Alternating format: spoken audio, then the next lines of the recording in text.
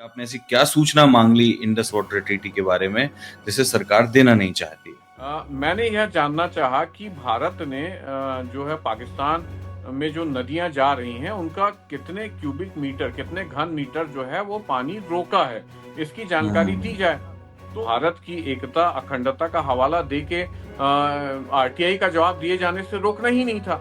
जब आपने भाई संधि ही नहीं रही, जब संधि ही स्थगित हो गई, तो आरटीआई का जवाब देने से कैसा इनकार, कैसा जो है एकता अखंडता को खतरा, जब संधि ही नहीं है। नहीं है, ये हमारे हित की बात है, ये हमारे आंतरिक हित की बात है, ये हमारे बॉर्डर हित की बात है और पाकिस्तान को सबक सिखाने की बात है। अगर ऐसा कुछ है तो उन्हें साफ साफ बता देना चाहिए। और सोचिए, अपने देश के नागरिकों को आप रिप्लाई नहीं कर रहे हैं और दूसरी तरफ जो सिंगापुर में सांग्रीला डायलॉग चल रहा है उसमें इस पर बातचीत हो रही है कि भारत ने पानी रोक दिया है, भारत ने कितना पानी रोक दिया है, इससे पाकिस्तान को कितना नुकसान हो रहा है। कि 2014 से 2025 के बीच में मणिपुर राज्य में वन संरक्षण अधिनियम 1980 के तहत काटे गए पेड़ों की संख्या बताइए कि पिछले 10 सालों में 5,72,000 पेड़ काटे गए और सिर्फ पिछले 2 सालों में, जबकि मणिपुर सबसे अस्थिर था, तब आपदा में अवसर मिल रहा था और इसी बीच 3 लाख पेड़ काट दिए गए। अकेले 2 साल में 50% पेड़ काट दिए गए।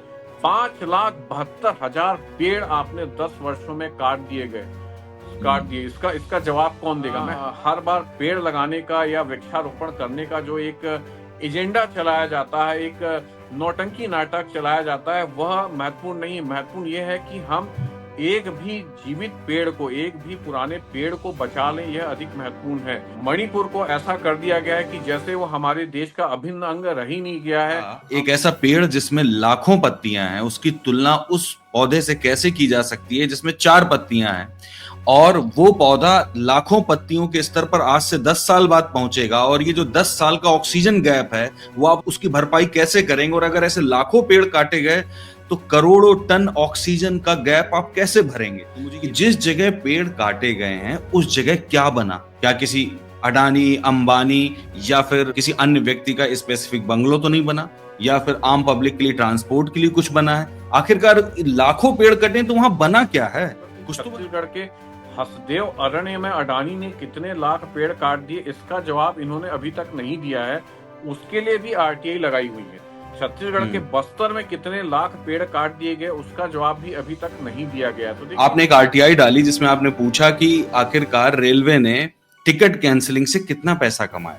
ऐसे समय जब प्रति व्यक्ति आय 1 रुपए नहीं बढ़ रही है, उस समय सैकड़ों हजारों करोड़ रुपए सरकार हमारी जेब से निकाल ले रही है। 2020-21 जब नाम मात्र की ट्रेनें चल रही थी, जब ट्रेन चल ही नहीं रही थी कोविड के दौर में, तब भी सरकार ने टिकट कैंसिलेशन से 710 करोड़ रुपए कैसे उगा लिया, ये नहीं मुझे समझ में आया। कि बड़े पैमाने पे रेलवे जो है उसकी ट्रेनें इसलिए कैंसिल कर दी जाती हैं जिससे अडानी के लिए जो मालगाड़ी है उसको कोयला ढोने में दिक्कत ना हो। रेलवे ने कुछ 4-5 वर्षों में लगभग 70,000 यात्री ट्रेनें जो है वो रद्द करी थी। ये जो 70,000 ट्रेनों का जो आंकड़ा है वो सिर्फ छत्तीसगढ़ के लिए था, राजधानी रायपुर से होकर गुजरने वाली ट्रेनों के लिए। तो जो रेलवे है वह गरीब जनता, मध्यम वर्गीय जनता की जेब में डाका डालने का, डकैती डालने का एक सुलभ साधन हो गया। मेरे लिए आश्चर्य की बात यह भी है कि आपदा में अवसर जो है एक लैंडमार्क नारा बन चुका है, सामने आया, लोगों तक कम पहुंच बन पाई एक अलग बात है, पर सूचना तो सूचना है ना, उसका इस्तेमाल तो किया ही जाना चाहिए, खासकर ये एक्सपोज करने के लिए कि सरकार आखिरकार हमारे साथ कर क्या रही है।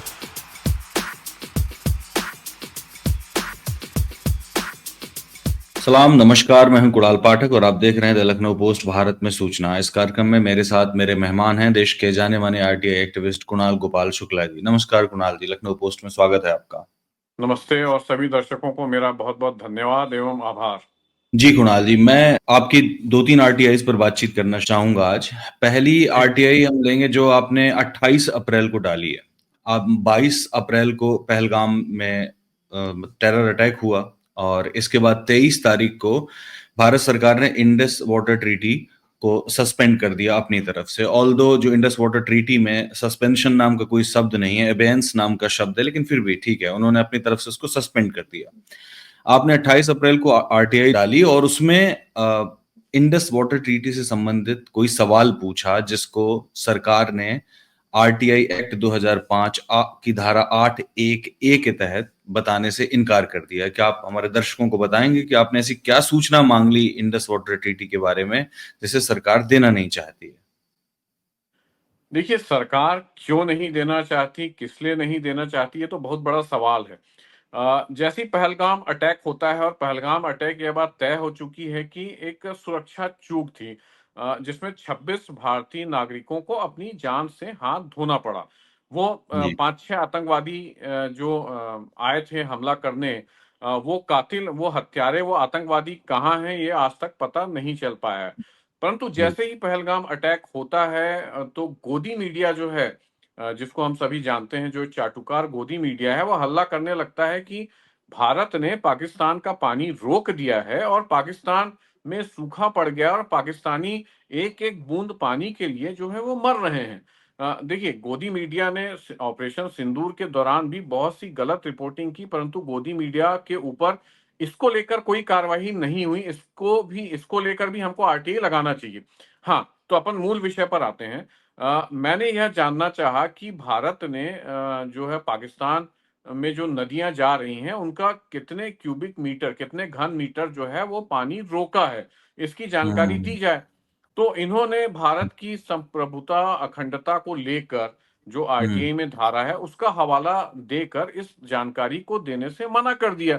तो ये तो देखिए, सिर्फ जानकारी देना था कि भाई भारत ने कितना पानी रोका और हम्म। पाकिस्तान में या तो पाकिस्तान में कितना पानी नहीं गया। ये तो बहुत ही हम्म। साधारण से आंकड़े थे।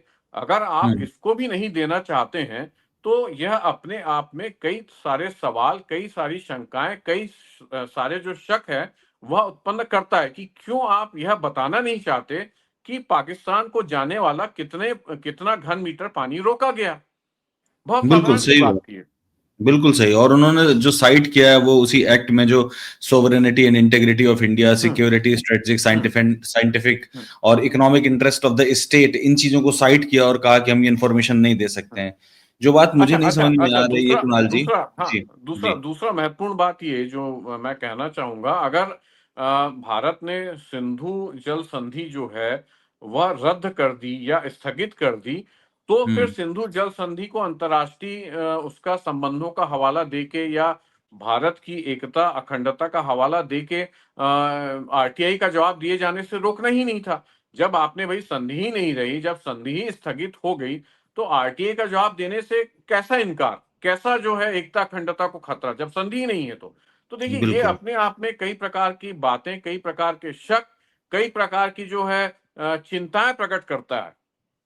और मुझे ये नहीं समझ में आ रहा है कि सरकार के तमाम मंत्री, तमाम लोग, इवन प्रधानमंत्री भी बातों बातों में ये बात कह चुके हैं कि इंडस वाटर ट्रीटी, हमने उनका पानी रोक दिया, हम उनको दाने दाने के लिए मोहताज कर देंगे। ये सिर्फ मीडिया की बात नहीं है, सरकार की तरफ से भी इस किस्म के बयान आए हैं और बाकायदा अखबारों में छपे हैं। अब इसको स्वीकार करने में उनको क्या परेशानी हो रही? हो सकता है कोई अंतर्राष्ट्रीय दबाव हो उनके ऊपर कि आप खुलेआम ये बात स्वीकार नहीं कर सकते हैं, या हो सकता है कि अंतर्राष्ट्रीय समुदाय से लुक छिप करके वो ये सारा काम कर रहे हो, पर इसकी जरूरत नहीं है। ये हमारे हित की बात है, ये हमारे आंतरिक हित की बात है, ये हमारे बॉर्डर हित की बात है और पाकिस्तान को सबक सिखाने की बात है। अगर ऐसा ऐसा कुछ है तो उन्हें साफ साफ बता देना चाहिए कि भाई हमने हाँ, संधि हाँ, को देखिए, फिलहाल और सस्पेंड कर दिया है।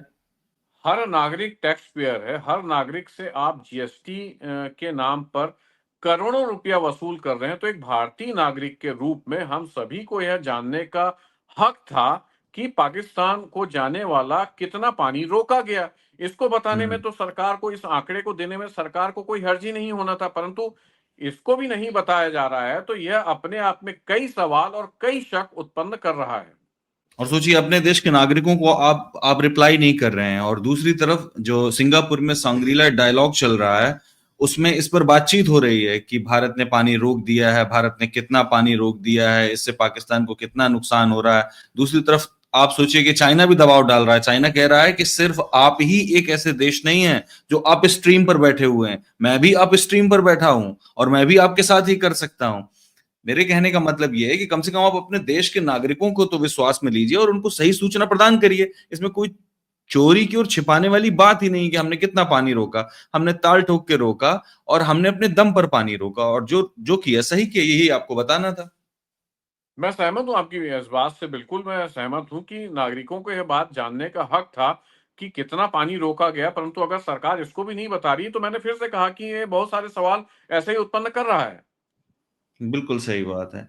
एक आपकी आरटीआई और है कुणाल जी, बड़ी महत्वपूर्ण आरटीआई मुझे बहुत पसंद आई है।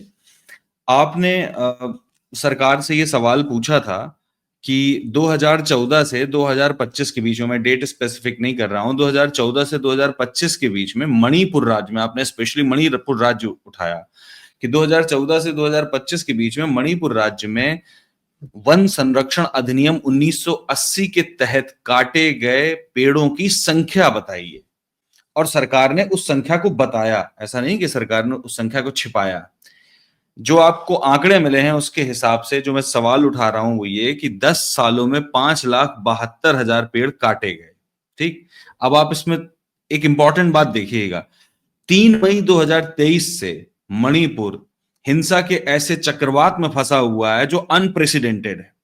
और आप भरोसा नहीं करेंगे, जो आपने आंकड़े दिए हैं उसी के हिसाब से मैं बता रहा हूं कि पिछले 10 सालों में 5,72,000 पेड़ काटे गए।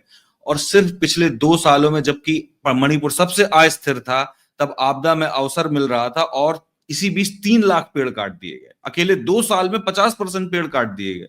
सोचिए आप। देखिए, ये वाक़ई बहुत महत्वपूर्ण आरटीआई है। पृथ्वी जो है ग्लोबल वार्मिंग से जूझ रही है। कई देश, कई शहर डूबने की कगार पे हैं, ध्रुवों से बर्फ पिघल रही है और हम पेड़ काटे जा रहे हैं। देखिए, ये बिल्कुल ज़रूरी नहीं है कि मणिपुर में अगर एक भी पेड़ कटता है, तो उसका अगर असर जो है लखनऊ में बैठे कुणाल पाठक को या रायपुर में बैठे कुणाल शुक्ला को नहीं होता है। निश्चित रूप से होता है। एक भी हम्म। पेड़ अगर कटता है, तो उसका असर जो है वियतनाम के हनोई से लेके अमेरिका के न्यूयॉर्क, वॉशिंगटन जैसे शहरों तक में होता है। अभी हमने देखा था अमेरिका में कैलिफोर्निया में जो भीषण आग लगी थी, उसमें तमाम जो है घर जल जाते हैं, शहर तबाह हो जाते हैं और इसका कारण सिर्फ ग्लोबल वार्मिंग को बताया जाता है। तो ये देखिए, ये बहुत महत्वपूर्ण आरटीआई है। 5,72,000 पेड़ आपने 10 वर्षों में काट हम्म। दिए। इसका इसका जवाब कौन देगा? मैं हर बार कुणाल जी ये बात बोलता हूँ कि हम्म। हर बार पेड़ लगाने का या वृक्षारोपण करने का जो एक एजेंडा चलाया जाता है, एक नौटंकी नाटक चलाया जाता है, वह महत्वपूर्ण नहीं है। महत्वपूर्ण ये है कि हम एक भी जीवित पेड़ को, एक भी पुराने पेड़ को बचा लें, यह अधिक महत्वपूर्ण है। आप देखेंगे मणिपुर जिसकी खबरें नहीं सुनाई देती, मणिपुर जो है पिछले 3 सालों से हिंसाग्रस्त है, उसकी खबरें हमको पढ़ने में नहीं आती हैं। मणिपुर को ऐसा कर दिया गया है कि जैसे वो हमारे देश का अभिन्न अंग रह ही नहीं गया है। हम लोग नोएडा या मुंबई की छोटी-मोटी अपराध की घटनाओं को ज़रूर अपने मीडिया में जगह देते हैं, परंतु मैं आपको धन्यवाद देना चाहूँगा, आपने इस महत्वपूर्ण आरटीआई को, जो कि पर्यावरण से संबंधित है, उसको जगह दी।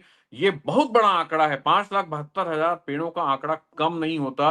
कितने बिल्कुल। पेड़ कट गए और एक पेड़ जो है, हमेशा कहा जाता है कि एक पेड़ जो है वह 20 से 25 एसी के बराबर जो है आपको शुद्ध हवा देता है। एक पेड़ जो है कई लोगों को शुद्ध ऑक्सीजन देता है और इन पेड़ों का हिसाब, इन 5,72,000 पेड़ों का हिसाब जो है वो हमें कौन देगा? मतलब आप एक प्रकार से जंगल खत्म कर रहे हैं, आप एक प्रकार से ज़मीन और जल खत्म कर रहे हैं। तो अब जो है वह दिन दूर नहीं है जब ग्लोबल वार्मिंग का इफ़ेक्ट जो है अब बहुत तेज़ी से बढ़ेगा। बिल्कुल। और कुणाल जी, मैं एक चीज और आपको बताना चाहूंगा कि जो वन संरक्षण अधिनियम है 1980, इसमें एक और प्रावधान है कि जब आप पेड़ों को काटते हैं, एक तो लीगल तरीके से पेड़ काटे जा सकते हैं और सरकार ने वही किया। मेरी आपत्ति बस ये थी कि जब 2 सालों में मणिपुर में इतना वायलेंस हो रहा हुँ, था, हुँ, हुँ। तब आपने वहां 3 लाख पेड़ काट डाले। खैर, बात यह है कि वन संरक्षण अधिनियम में पुनर्रोपण की भी बात है कि आप वृक्ष फिर से लगाएंगे। वैसे तो जी। ये मुझे व्यक्तिगत रूप से, जितना मेरा क्लाइमेट ज्ञान है उसके हिसाब से मुझे समझ में आता है कि एक ऐसा पौधा, एक ऐसा पेड़ जिसमें लाखों पत्तियां हैं, उसकी तुलना उस पौधे से कैसे की जा सकती है जिसमें 4 पत्तियां हैं। और वो पौधा लाखों पत्तियों के स्तर पर आज से 10 साल बाद पहुंचेगा, और ये जो 10 साल का ऑक्सीजन गैप है, वो आप उसकी भरपाई कैसे करेंगे? और अगर ऐसे लाखों पेड़ काटे गए तो करोड़ों टन ऑक्सीजन का गैप आप कैसे भरेंगे? तो मुझे ये नहीं समझ में आता कि ये स्ट्रेटजी है या फिर मजबूरी है। दूसरी बात ये है कि मेरा एक सजेशन है कि आप एक आरटीआई डालें और सरकार से ये पूछें कि सरकार ने वन संरक्षण अधिनियम के तहत कितने पेड़ लगाए। 5,72,000 काटे तो, लेकिन इसी एक्ट के तहत जितने पेड़ आप काट रहे हैं उसकी भरपाई आपने कहां की है? मणिपुर में की है, किसी अन्य राज्य में की है? और अगर मणिपुर में की है तो आपने कहां की है? दूसरी एक बात मैं आपसे और रखूंगा कि आप ये आरटीआई जरूर डालें कि जिस जगह पेड़ काटे गए, भाई ये आम आम जन को इस बात की सूचना होनी चाहिए कि जिस जगह पेड़ काटे गए हैं उस जगह क्या बना। क्या किसी अडानी अंबानी या फिर किसी अन्य व्यक्ति का स्पेसिफिक बंगलो तो नहीं बना, या फिर आम पब्लिक के लिए ट्रांसपोर्ट के लिए कुछ बना है? आखिरकार लाखों पेड़ कटे तो वहां बना क्या है? कुछ तो बना होगा। इसकी जानकारी जरूर आप लीजिएगा। बिल्कुल, ये बहुत महत्वपूर्ण बात है और वाक़ई आपके ध्यान आकर्षण के लिए बहुत-बहुत धन्यवाद। आपको बताना चाहूँगा और एक बात और ऐड करना चाहूँगा कि छत्तीसगढ़ के हसदेव अरण्य में अडानी ने कितने लाख पेड़ काट दिए, इसका जवाब इन्होंने अभी तक नहीं दिया है। उसके लिए भी आरटीआई लगाई हुई है। छत्तीसगढ़ के हम्म। बस्तर में कितने लाख पेड़ काट दिए गए, उसका जवाब भी अभी तक नहीं दिया गया है। तो देखिए, सरकारें जवाब देती हैं, परंतु अगर सरकारें कुछ छुपाने लगें, तो समझ हम्म। जाइए कि दाल में कुछ काला नहीं, पूरी दाल ही काली है। बिल्कुल। कुणाल जी, एक और आरटीआई, ये थोड़ा पुरानी है, लेकिन मुझे लगता है कि जो सुनने और देखने वाले लोग हैं उसको उनको इस आरटीआई के बारे में जरूर सोचना चाहिए, क्योंकि पिछले कई सालों से हम देख रहे हैं कि हमारे जो जेब है उसमें काफी कटौती हो रही है। उसका एक जो रास्ता है वो है रेलवे। आपने एक आरटीआई डाली जिसमें आपने पूछा कि आखिरकार रेलवे ने टिकट कैंसिलिंग से कितना पैसा कमाया। और आप देखिए कि इसमें जो आपको आंकड़े मिले हैं उसके हिसाब से 2019-20 में 1724 करोड़ रुपए, 2020-21 में 710 करोड़ रुपए, 2021-22 में 1569 करोड़ और 2022-23 में 2109 करोड़ रुपए सरकार को मिले हैं। ये हमारी जेब से काटा गया पैसा है। ऐसे समय जब प्रति व्यक्ति आय 1 रुपए नहीं बढ़ रही है, उस समय सैकड़ों हजारों करोड़ रुपए सरकार हमारी जेब से निकाल ले रही है। और एक और खास बात आपकी इस आरटीआई से मुझे पता चली, वो ये कि 2020-21 जब नाम मात्र की ट्रेनें चल रही थी, जब ट्रेन चल ही नहीं रही थी कोविड के दौर में, तब भी सरकार ने टिकट कैंसिलेशन से 710 करोड़ रुपए कैसे उगा लिया, ये नहीं मुझे समझ में आया। देखिए, ये वाक़ई बहुत महत्वपूर्ण आरटीआई है और इस आरटीआई को जैसी जगह मिलना चाहिए था, वैसी जगह मिल नहीं पाई और आपने आज इसको उठाया, आपका पुनः मैं धन्यवाद अदा करता हूँ, पुनः शुक्रिया अदा करता हूँ मैं कि ये वाक़ई बहुत महत्वपूर्ण बात है। रेलवे जो है वो देखेंगे कि एक गरीब और मध्यम वर्ग लोगों का, जनता का जो है सहारा है। इधर से उधर जाने में चाहे कोई महिला ससुराल जा रही है या कोई सैनिक जो है वो अपने घर लौट रहा है, उसको बिल्कुल। एकमात्र सहारा पब्लिक ट्रांसपोर्ट में रेलवे ही है जो लंबी दूरी तक की यात्राएं करता है। हम्म। हवाई जहाज का हाल आप देख ही चुके हैं कि किस प्रकार से आपदा में अवसर है वह यह धंधा जो है उसमें तब्दील हो चुका है। अगर पहलगाम में अटैक होता है तो जो एयर टिकट है उनके दाम जो है 30 से 50,000 रुपए तक हो जाते हैं। अब रेलवे में हम बिल्कुल। लोग आ जाए, रेलवे जो है आपको समझना होगा कि बड़े पैमाने पे रेलवे जो है उसकी ट्रेनें इसलिए कैंसल कर दी जाती हैं जिससे अडानी के लिए जो मालगाड़ी है उसको कोयला ढोने में दिक्कत ना हो। ये एक बहुत महत्वपूर्ण बात है। मेरी एक अन्य आरटीआई थी जिसमें साल 2 साल पहले मैंने यह निकाला था आंकड़े। रेलवे ने कुछ 4-5 वर्षों में लगभग 70,000 यात्री ट्रेनें जो है वो रद्द करी थी। और रद्द करी किए जाने का एकमात्र कारण जो है वो मैं पुनः कहूँगा कि अडानी को जो है छत्तीसगढ़ से वो कोयला निकालता है, छत्तीसगढ़ से जो है उनकी मालगाड़ियाँ चल के दूसरे राज्यों तक कोयला पहुँचाती। तो ये जो 70,000 ट्रेनों का जो आंकड़ा है, वो सिर्फ़ छत्तीसगढ़ के लिए था। राजधानी रायपुर से होकर गुजरने वाली ट्रेनों के लिए था। तो आप समझ सकते हैं कि कितनी ट्रेनें रद्द की। अब इन रद्द की गई ट्रेनों से भी जो है रेलवे गरीब जनता और मध्यम वर्गीय जनता की जेब में डाका डालने लगे, रेलवे डकैत बन जाए और करोड़ों रुपए जो है टिकट कैंसलेशन के नाम पे उगा ले, वसूल ले, तो इससे बड़ी दुखदाई बात, इससे बड़ी निंदनीय बात और कुछ नहीं हो सकती। अगर आप याद करेंगे कि जो सीनियर सिटीजन्स थे, जो हमारे आपके पिता थे, हमारे आपके जो ग्रैंडफ़ादर हुआ करते थे नागरिकों के, उनको 50% छूट सीनियर मिलती थी। सिटीजन को मिला करती थी। रेलवे ने उस सीनियर सिटीजन को यात्री भाड़े में दी जाने वाली छूट है, उसको भी रद्द कर दिया है, वो भी अब नहीं मिल रही है। तो आप देखेंगे एक प्रकार से जो रेलवे है, वह गरीब जनता, मध्यम वर्गीय जनता की जेब में डाका हम्म। डालने का, डकैती डालने का एक सुलभ साधन हो गया है। और आप देखेंगे कि जब से नरेंद्र मोदी सरकार आई है 2014 के बाद से, तब से रेलवे का किराया तो बढ़ा ही है, लेकिन जो सबसे ज्यादा बढ़ोतरी हुई है वो फ्लोटिंग रेट्स हैं। आप देखें कि आप जैसे आपकी यात्रा करीब पहुंचती है, हर चीज मार्केट ओरिएंटेड कर दी है। मतलब बिल्कुल। आपके देश का नागरिक उतना ही गरीब है, उसकी हालत उतनी ही पतली है, उसको खाने को ढंग से मिल नहीं पा रहा। 80-85 करोड़ लोगों को आप मुफ्त का राशन दे रहे हैं, और इसके बाद भी आप रेलवे के टिकट बढ़ाते जा रहे हैं। सिर्फ टिकट बढ़ाने तक ठीक था, कैंसिलेशन में इन्होंने चार्जेस बढ़ाए हैं पिछले 10 सालों में, और अच्छी खासी मात्रा में चार्जेस बढ़ाए हैं। इसका मतलब यह है कैंसिलेशन कि में लोगों। चार्जेस है ही आपके सामने बढ़ा के कितना कमाया है, ये तो आरटीआई हम्म। बता रहा है, रेलवे का ही आरटीआई दिए हुए आंकड़े ही बता रहे हैं कि कैसे बिल्कुल। करोड़ों रुपए आपने टिकट कैंसिलेशन में कमा लिए। बिल्कुल। और मेरे लिए आश्चर्य की बात यह भी है कि आपदा में अवसर जो है, एक लैंडमार्क नारा बन चुका है। आपने जो अभी जिक्र किया पहलगाम का, पहलगाम में भी यही हुआ था। जो हवाई यात्रा थी उसके जो दाम है वो कितने एक्सपोनेंशियली बढ़ाए थे उन्होंने। ये बहुत ही दुखदाई है कुणाल जी। आपने ये जितनी भी आरटीआई डाली हैं ये बहुत ही इंपॉर्टेंट है। आपका भी धन्यवाद, आपने इतने महत्वपूर्ण मुद्दों को सामने रखा, लोगों के सामने आया। लोगों तक कम पहुंच बन पाई एक अलग बात है, पर सूचना तो सूचना है ना, उसका इस्तेमाल जी। तो किया ही जाना चाहिए।